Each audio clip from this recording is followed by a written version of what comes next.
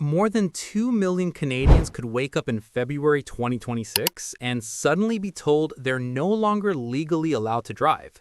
No warning letter, no phone call, just a notice saying your driving license is suspended. Sounds unbelievable, right? But internal policy changes, rising safety data, and new automated review systems are quietly lining up behind the scenes, and most drivers have no idea they're already being evaluated. Here's the disturbing part. This has nothing to do with reckless driving for many people.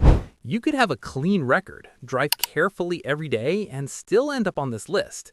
Something as small as a minor medical detail, a medication you take, a pattern in your driving data, or even a miss updating your records could be enough to flag your license without you realizing it.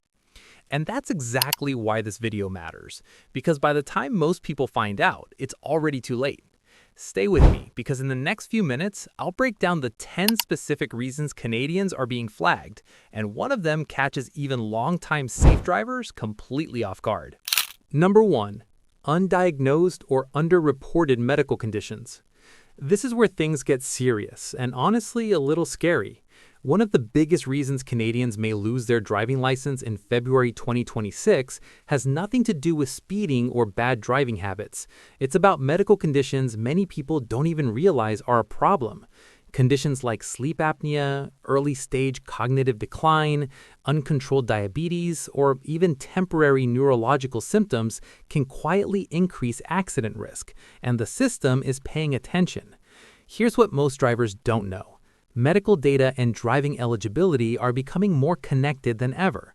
Doctors, clinics, and provincial systems are now under increasing pressure to flag conditions that could affect reaction time, awareness, or judgment.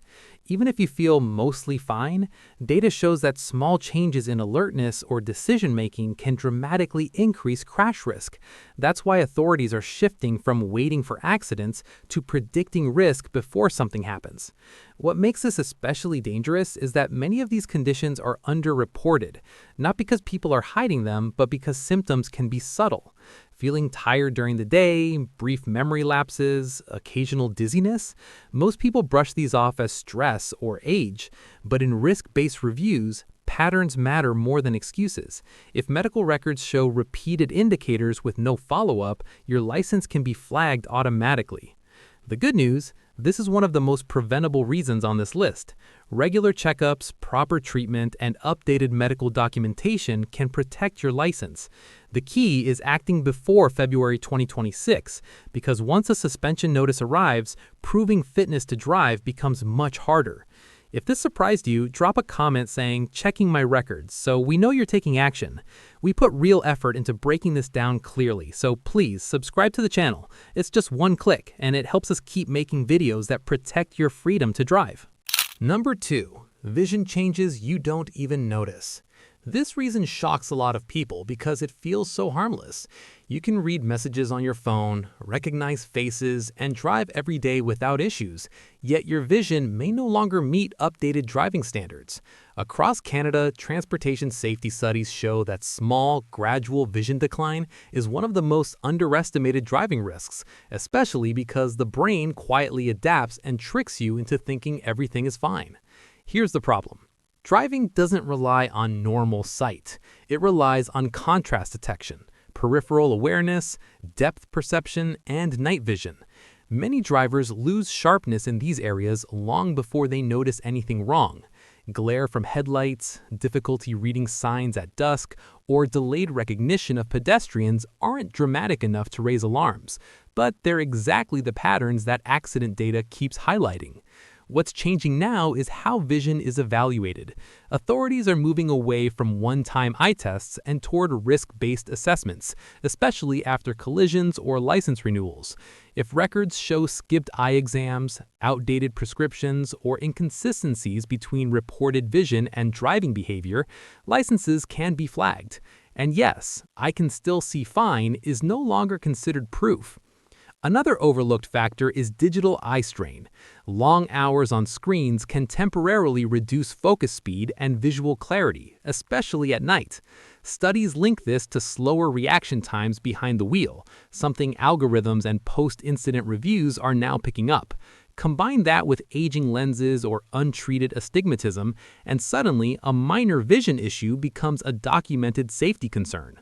The good news? Like reason number one, this is highly preventable. Regular eye exams, updated prescriptions, proper night driving lenses, and documented compliance can protect your license. Ignoring vision changes doesn't just risk suspension, it risks not seeing danger until it's too late. Be honest, have you had an eye test recently?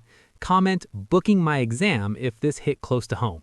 We put a lot of effort into uncovering what others don't, so please subscribe to the channel. It's one click and it helps us keep you informed before it's too late.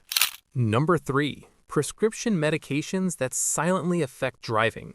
This one catches millions of Canadians completely off guard because it doesn't feel dangerous at all. You take a medication prescribed by your doctor, follow the instructions, feel mostly normal, and assume you're safe to drive. But here's the truth. Many common prescription medications can legally make you unfit to drive, even if you don't feel impaired. Medications for anxiety, sleep, pain, allergies, blood pressure, and even some antidepressants can subtly slow reaction time, blur vision, or reduce alertness. The effect isn't dramatic like alcohol. It's quiet, gradual, and easy to miss. Studies show that drivers on certain medications react milliseconds slower, and at highway speeds, that delay can mean the difference between stopping safely and crashing. What's changing now is accountability. Healthcare providers are under growing pressure to document whether patients have been warned about driving risks. In some cases, they are legally obligated to report concerns if a medication significantly affects driving ability. Combine that with accident reviews or insurance investigations, and suddenly a prescription you've taken for years becomes part of a license reassessment. Even more concerning is polypharmacy, taking multiple medications at once. Individually, each drug may seem harmless. Together, they can amplify drowsiness or confusion. Many drivers don't realize that mixing medications, especially with alcohol or fatigue, raises serious red flags in modern safety evaluations. The scariest part? Most people only find out after something goes wrong. A minor accident, a roadside check, or a license renewal can trigger a review that looks at medication history. The solution isn't stopping treatment, it's communication and documentation. Asking the right questions, adjusting timing, and ensuring your medical file clearly states you're safe to drive can protect your license before 2026 arrives. If you or someone you know takes daily medication, comment "asking my doctor" below. We put real effort into uncovering these hidden risks, so please subscribe to the channel. It's just one click, and it helps us keep making videos that could save your license. Number 4. AI-flagged driving patterns you never knew were being tracked. This is where the story takes a very modern turn, and it's the reason many drivers say, "I never did anything wrong." Across Canada, driving risk is no longer judged only by police officers or ticket counts. It's increasingly analyzed by AI systems that look for patterns, not single mistakes. And these systems don't care how confident you feel behind the wheel. Here's how it works. Data from traffic cameras, insurance telematics, collision reports, and even vehicle sensors can reveal subtle behaviors like late braking, inconsistent speed control, drifting within lanes, or delayed responses at intersections. None of these alone seem serious, but when AI sees them repeated over time, it starts to build a risk profile. To the system, these are early warning signs, even if you've never had a major accident. What makes this especially unsettling is that most drivers don't know this data exists, let alone that it can be connected. A minor insurance claim here, a few camera-triggered slowdowns there, a pattern of hard braking. Suddenly, the system flags you as higher risk. No officer pulls you over, no warning is issued. The review happens quietly, often during license renewal or after a routine incident. Another overlooked factor is how driving behavior changes with stress, fatigue, or aging. You may still feel capable, but AI compares your current driving to safer benchmarks. Even small declines, reaction time, smoothness, consistency can matter. This is why some drivers are shocked to learn they're being reassessed despite years of experience. The key takeaway? Driving safely now means driving consistently, not just avoiding tickets. Smooth acceleration, early braking, proper lane discipline, and reducing distractions all lower your risk score. In the age of algorithms, how you drive every day matters more than how you drove once. Did you know your driving habits could be scored like this?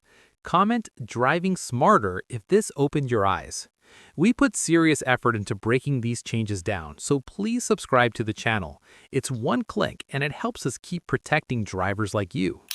Number 5. Too many small offenses that add up quietly. This is one of the most misunderstood reasons people end up losing their license, because no single mistake feels serious enough to matter. A little speeding here, a rolling stop there, maybe a distracted driving warning that never turned into a ticket. On their own, these feel harmless, but in today's system, patterns matter far more than isolated incidents. Transportation safety data shows that drivers involved in serious accidents often didn't have one major violation beforehand. Instead, they had a trail of minor offenses spread over years, each one ignored, forgotten, or brushed off as bad luck. That's why authorities are shifting focus from punishment to behavior tracking. If the same types of mistakes keep appearing, the system interprets that as habitual risk, not coincidence. What makes this dangerous is how invisible it feels. Many drivers don't regularly check their full driving abstract. Warnings, reduced penalties, or charges that didn't lead to suspension still stay on record. When algorithms or reviewers look at your history, they're not asking, "Was this offense serious?" They're asking, "Why does this keep happening?" Another issue is context stacking. A minor speeding ticket combined with distracted driving, combined with a low-speed collision, can suddenly trigger a reassessment, even if each incident happened months or years apart. To the system, this suggests declining judgment or attention. To the driver, it feels unfair and unexpected. The uncomfortable truth is this: good drivers can slowly drift into high-risk categories without realizing it. Life gets busy, stress increases, habits slip, and before you know it, your record tells a story you never intended to write. The solution isn't perfection, it's awareness and correction. Reviewing your driving abstract, contesting errors, taking refresher courses, and consciously fixing repeat behaviors can make a real difference. Because when February 2026 arrives, the system won't see your intentions, only your patterns.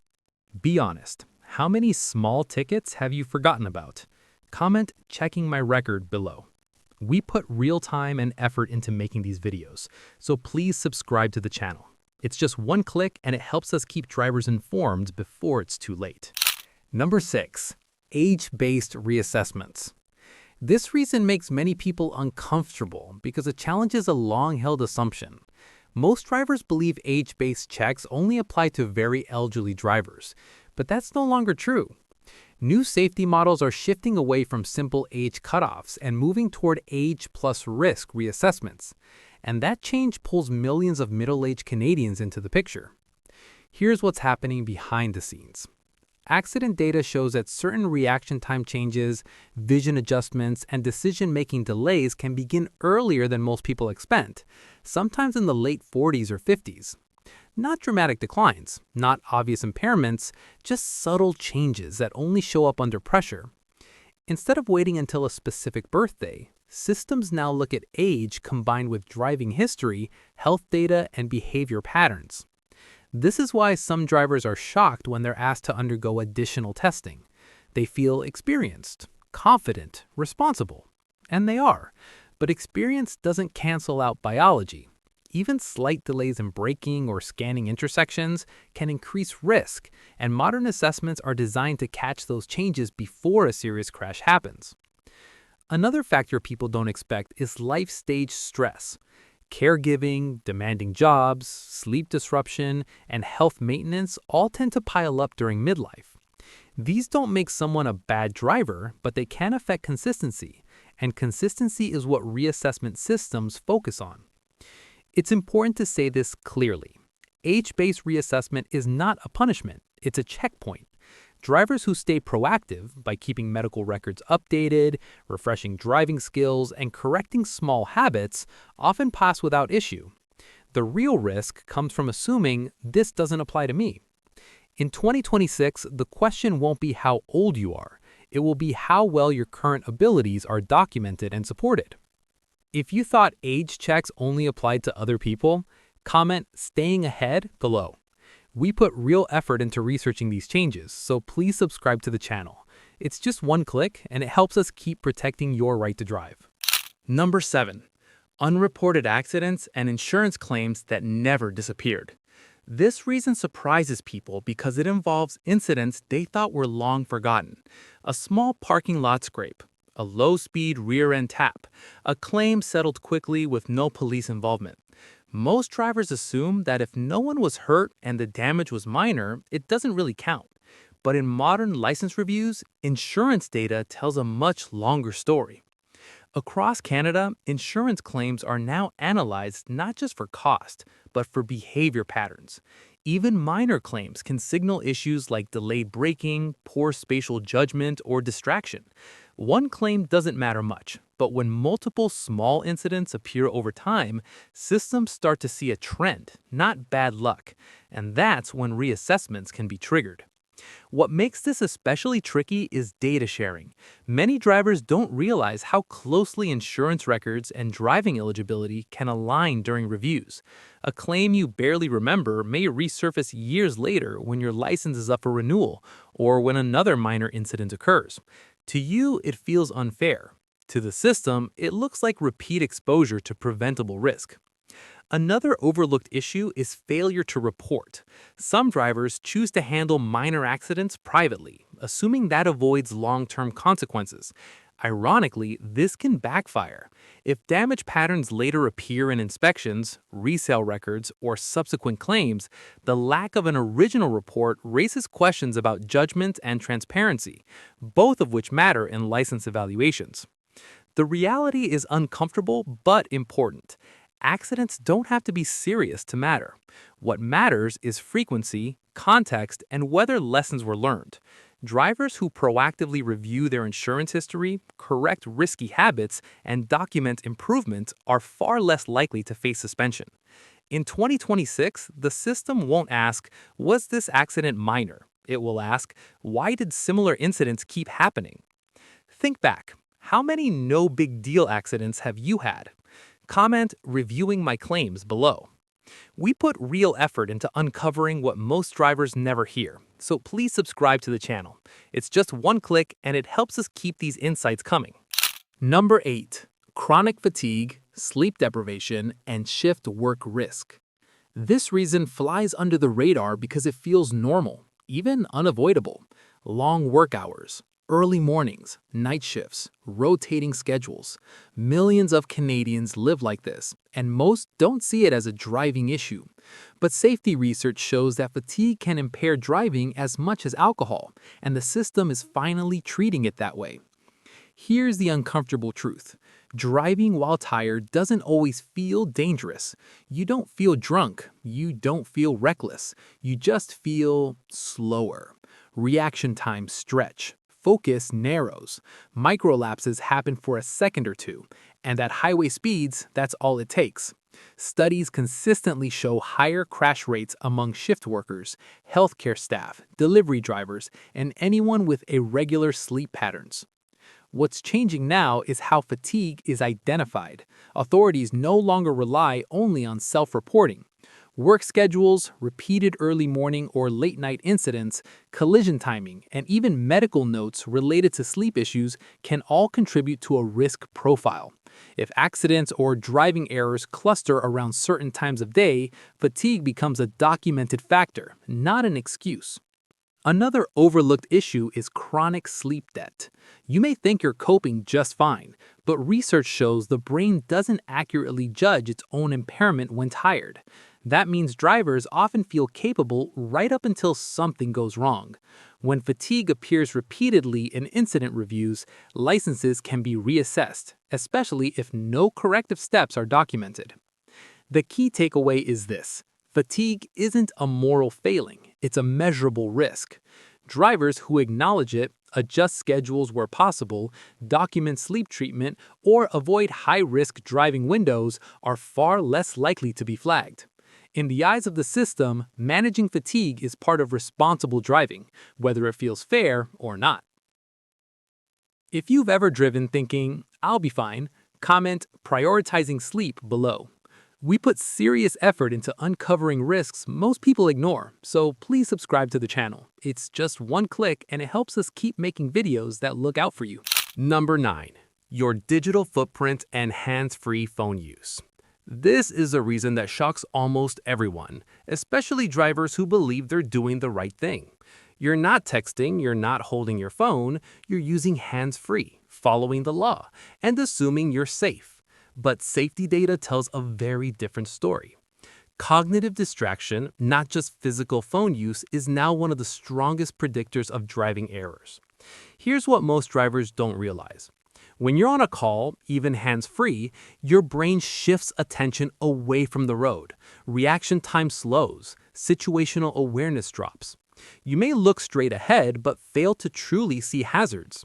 Studies show drivers on hands-free calls miss traffic signals, pedestrians, and sudden changes more often than drivers who aren't engaged at all. What's changing now is how this behavior is identified. After collisions or near misses, investigators increasingly look at call logs, app activity, and timing correlations. If driving incidents repeatedly line up with phone usage, hands-free or not, it becomes a documented risk factor. Combine that with telematics data showing delayed braking or inconsistent steering, and a pattern begins to form. Navigation apps add another layer. Constant audio prompts, rerouting alerts, and glance-based confirmations may feel helpful, but they still split attention. When these behaviors appear repeatedly in driving data, systems don't ask whether you were following the law. They ask whether your attention was compromised. The hardest part for many drivers to accept is this: doing what's legal isn't always the same as doing what's safe.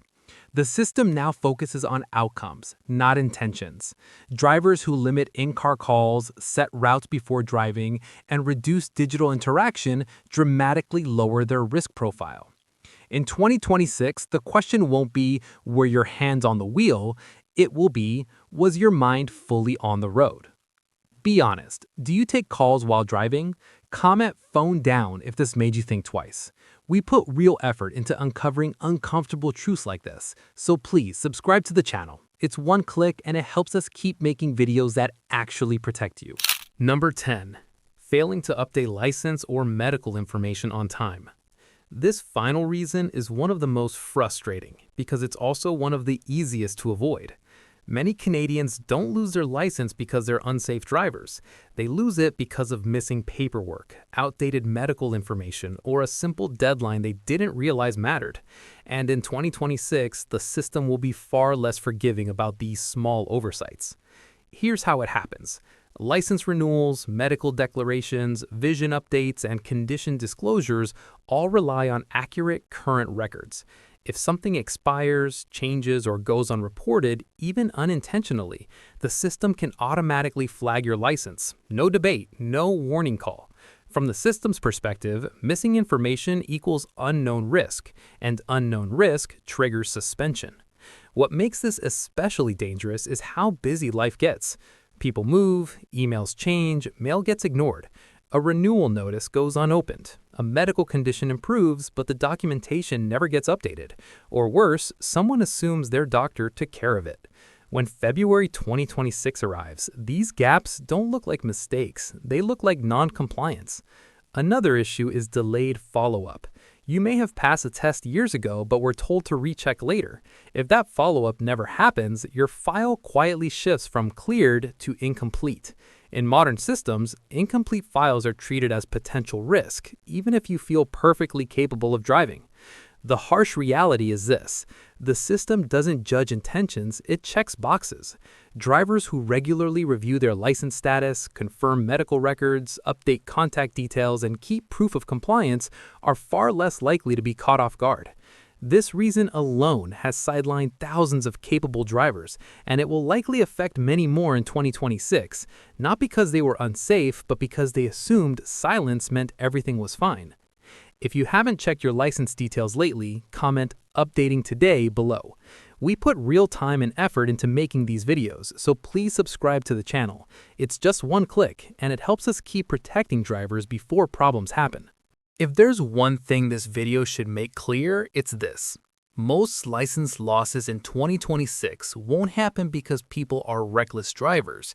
They'll happen because of silent risks, missed details, and changes many drivers never saw coming.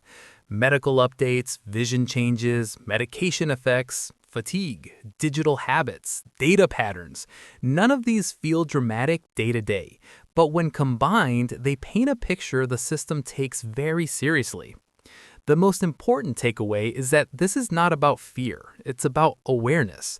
Nearly every reason we discuss is preventable, manageable, or correctable before it becomes a problem. Drivers who stay proactive, who check their records, update information, adjust habits, and document their fitness to drive are far less likely to be caught off guard. The system isn't looking to punish, it's designed to reduce risk, but it only sees what's documented. Another hard truth is this. Doing nothing is no longer a safe option. Silence doesn't mean approval. No news doesn't mean no review. In a data-driven system, gaps get filled with assumptions, and assumptions don't favor drivers. The good news is that small actions taken now can protect your independence later. If this video made you uncomfortable, that's not a bad thing. Discomfort often means you've learned something important. The goal isn't panic, it's preparation. Because losing the ability to drive doesn't just affect convenience, it affects freedom, work, family, and daily life.